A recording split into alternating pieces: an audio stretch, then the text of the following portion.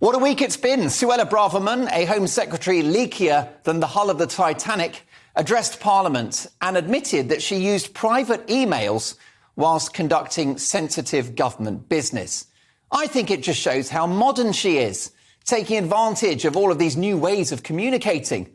Perhaps she hands down orders to police chiefs via WhatsApp. Maybe she pursues counter-terrorism policies on Instagram. I've got no doubt at some point she'll share the nuclear codes on TikTok. Just think of the viral videos.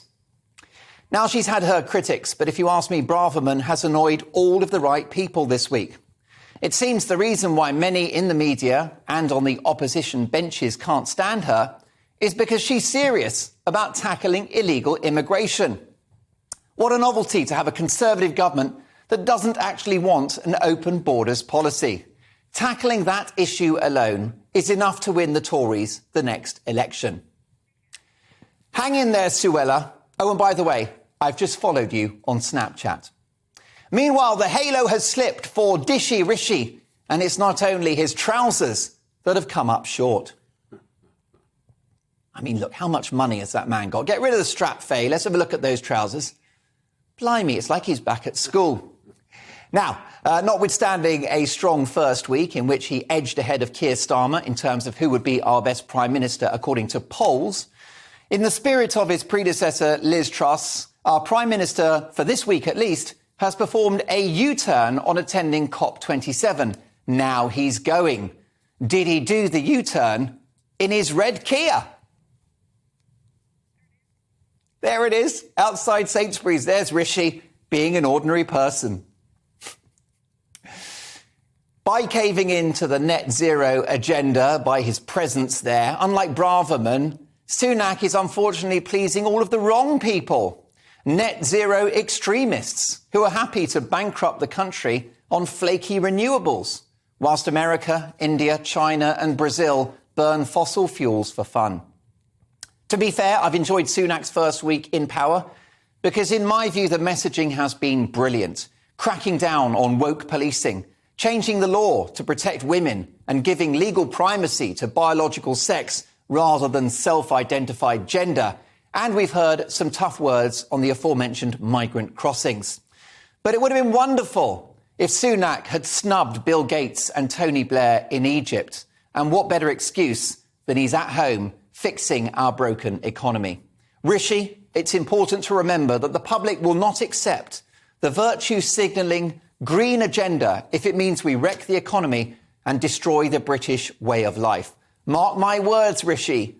Go woke, no vote. Scores of jobs are leaving BBC local radio, which means that with syndicated programmes, they will all sound the same. Blimey, didn't they already? No, wait, I think BBC Radio Suffolk was pro-Brexit. Many BBC lifers have been in uproar at the end of what has been a gravy train for them.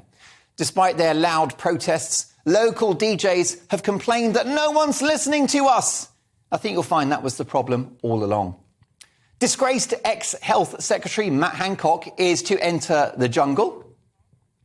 I feel sorry for the snakes and spiders who have got to spend 3 weeks in the company of that reptile.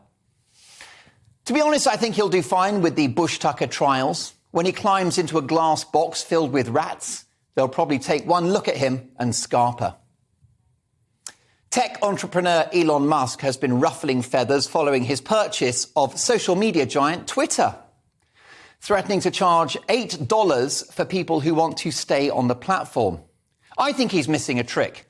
Twitter is now such a cesspool of bitterness and vitriol. People would probably pay twice that just to be off it. And last but not least, the aforementioned Suella Braverman, who upset many commentators by saying that Britain was being invaded in relation to the migrant crossings in the Channel. With people entering the country illegally, surely invasion is the only word.